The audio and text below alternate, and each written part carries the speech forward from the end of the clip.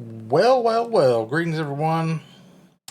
Today, apparently, we have elected Donald Trump as president. But I'm going to do a book review. I don't want to even think about it too much. I know I'm out of space in my house for new books. I don't have any more bookshelves or places to put bookshelves, really. So I don't know what I'm going to start doing. Just maybe stack them in a box. But now that Trump's going to be president, it kind of makes me want to move to Europe or something, but I don't know how that would work. I don't know how the money system is different over there. How I would transfer all my stuff over there. I'd have to sell my house. Yeah, it would be a whole. If I was going to go somewhere, I would probably go to the Netherlands or Belgium.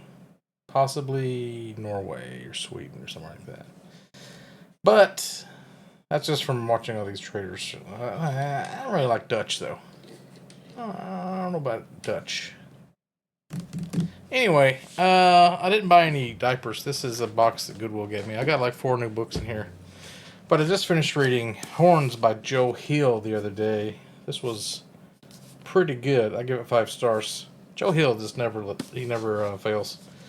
Um, there's a movie based on this book with Daniel Radcliffe, the guy who played Harry Potter. So now I'm probably going to watch the movie. It's about a guy who slowly turns into the devil. He had this girlfriend that was killed, and he did something at the beginning that started him down this path of becoming the devil. He started like growing these horns, and then he eventually starts getting red skin. And the horns, they kind of like have this weird feeling, and whenever he talks to somebody, they have to tell him their innermost secrets if it's like a sinful nature. So like he goes to his family, and like they all assume that he killed his girlfriend. That's the weird thing. When his girlfriend died, it looked like he did it.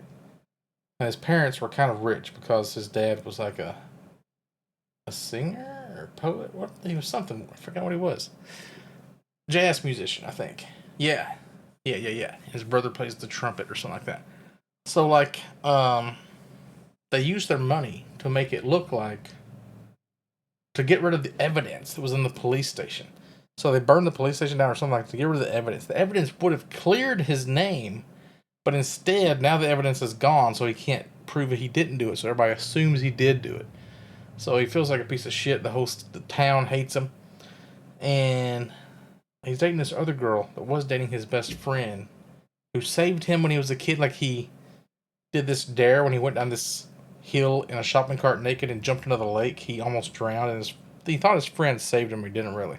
So when he talks to his, oh, this is such a cool scene. I don't know how they're gonna do this in the movie. He talks to his mom and dad, and they kind of like say they don't really like him, and they think he killed his girlfriend, and they just don't really love him, right? It's really crazy. So he goes to his grandma. He's like, I know my grandma loves me. So he goes to his grandma. His grandma is like, I wish you'd never been born, all this kind of stuff. And he's like, oh my god, my fucking grandma even hates me. And he like, she's in a wheelchair. He just like pushes her down the hill in his wheelchair, and he says like, cool guys don't look at explosions. Walks off, and his grandma gets fucked up. And he goes to his brother, and his brother tells him, "Yeah, it was actually your best friend that killed your girlfriend, and I was like made to cover it up because he held it over me or something like that." Because his brother ended up like being famous and going to California and being on TV and stuff. So, pretty fucked up situation. Then eventually, it goes into like the backstory of how all this kind of stuff happened. And he goes to the place kind of where he did that dare. There's like this foundry or something, kind of an old ruined industrial building, and he like hangs out there, and he kind of controls snakes, and he gets a pitchfork out of nowhere, and it's just weird, kind of like the Nosferatu book that Joe Hill wrote. I guess it does kind of have Stephen King vibes because it's his son, but like most of his books do. It's just kind of got that weirdness, and like this whole thing happens at the end where he confronts the dude and this other guy that's like a bodyguard for him. He has a big battle with snakes and the pitchfork, and yeah, it's kind of there's like this treehouse that appears when you need it that he made love to his girlfriend in one time, and comes like some interdimensionality kind of stuff. It doesn't really go into like if there's a god or not, or if he is the actual Satan or not. He just kind of has devil powers. So I'm kind of curious how the movie's going to be. It's kind of weird. Anywho, I got to read 20th Century Ghosts. I think that'll be all of the Joe Hill books. Anyway, I got in this book, in this box, I got The Girl with All the Gifts. Now, I thought this was going to be the Girl with the Dragon Tattoo series, but this is a different author, M.R. Carey. And it is about every morning, Melanie waits in her cell to be collected for class. When they come for her, Sergeant Parks keeps his gun pointing at her while two of his people strap her into the wheelchair. She thinks they don't like her. She jokes that she won't bite, but they don't laugh. I don't know what this is about, but it's Orbit. It's an Orbit published book, so I'm like, I gotta get it, because that's my rule. So, keep your secrets where the monsters can't find them. Very intriguing book. It is about 400 pages. Then I got this one. This is Where It Ends. This one's about a school shooting. Mariaki Ninja Camp. Everyone has a reason to fear the boy with the gun. 10 a.m. Blah, blah, blah, principal giving a speech. 10:02, students get to leave the auditorium. 10:03, the auditorium doors won't open. 10:05 a.m., someone starts shooting. Told over 4 different perspectives over the span of 54 harrowing minutes. Terror reigns as one student's calculated revenge turns out the ultimate game of survival. So, if you like school shootings, which who doesn't? I'm just kidding. I would never. It's about less than 300 pages. There's even like text messages in here, so it's like some of the pages aren't even like a whole page of text. Probably read this in like a day. Then I got 2 Orson Scott cards that I don't have. Ruins and Visitors. I've never heard of these. They've got daggers on the front. It is from the Pathfinder series. I've heard of the Pathfinder series, but I don't know how many books are in it. Does not say at the beginning. Maybe Pathfinder is the first book. Wait. Book 3. Book 2. Yeah, fuck, I gotta get the first book. That's not good. Anyway. Of course, it's got a card. Mostly. So, yeah, that's the situation. Yeah, I didn't vote because my state always goes red anyway. So, kind of would have wasted my time if I did. I mean, Kamala wasn't a good option either. It was kind of going to go bad either way. And with Trump in office, I feel like we're going to become a theocracy. And Roe v. Wade's going to be even worse. They're going to try to just get rid of abortion altogether. They're going to have prayer in school, forced prayer in school, 10 commandments in every school. The Project 2025 shit's probably going to happen. Everybody thinks Trump's anti-war, but he's not. He just didn't have any reason to go to war before. I mean, he'll probably help out Russia beat Ukraine or something. Or like, it's crazy. All these people, like these right-wing pundits on YouTube that are like pro-Trump, they're all like having a field day today. They're just loving it. But like, they're the guys that got caught getting paid like hundreds of thousands of dollars a week from a Russian guy. Like that guy Benny, whatever. And Tim, what's that guy's name?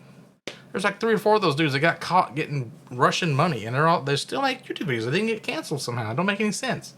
It's wild. Then you got Trump still under federal indictments. He's still got he could possibly go to prison still. And then like J.D. Vance would become president, or I don't know how it would work. Everybody says, oh, he can still be president from prison. I don't really think that's gonna happen. How would that work? That's crazy. Trump couldn't get a job like at Starbucks or McDonald's because he has a criminal background now, right?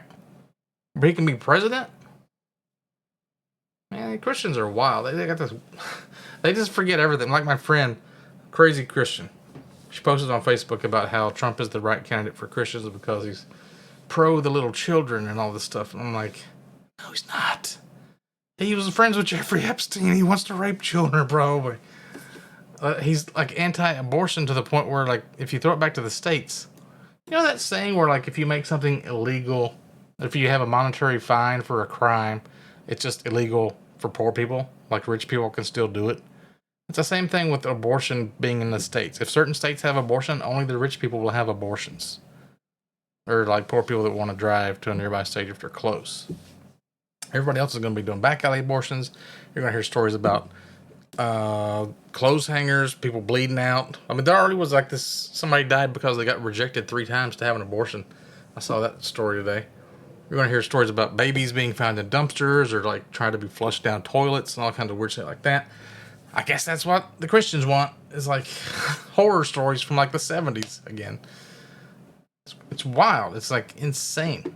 Plus, he's probably never going to want to leave. He's probably going to like change the Constitution to where like he can have more than 2 terms, or he's going to have like his sons are going to run for president when he gets done. It's going to be this whole dynastic like monarchy pretty much. But like the people that worked for him, 28 different people said he's horrible. Like these people that were like, all the conservatives loved him, like Kelly, General Kelly, and like Rex Tillerman and all these people. They said he would have like crazy stories, like he would want to like fill the Rio Grande up with alligators and snakes, and they were just like, "Oh, we can't do that. What are we gonna do? This guy's crazy. He's not. He doesn't know what he's doing. It's 200 miles. Where are you gonna get all these crocodiles from? It's such a dumb idea. It's like injecting people with the sunlight and the bleach he wanted to do. It's like just a stupid idea because he's a fucking moron.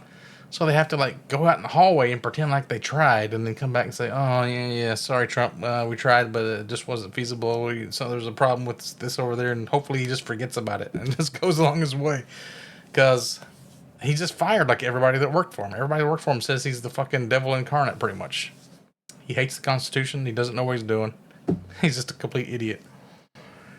I don't know. That's about what I think about it.